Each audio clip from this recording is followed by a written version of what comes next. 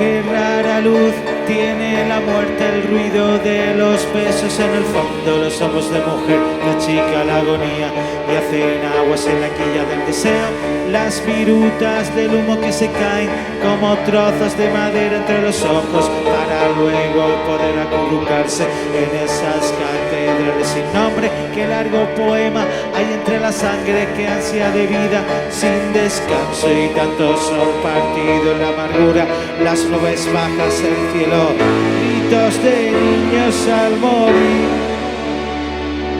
gritos de pájaros sin fin, gritos de flores sobre el mar, en el silencio más letal han volado una figura.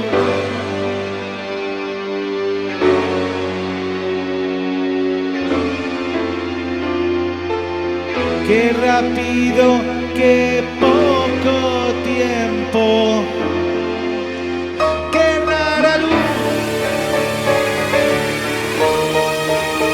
qué rara luz, qué rara luz, qué rara luz.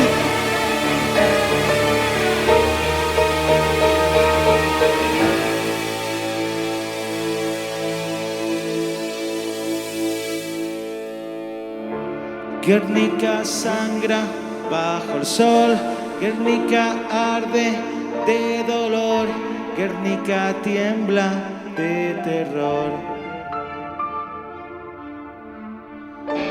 Es solo un sueño y nada más, no puede ser de realidad ese horror experimental.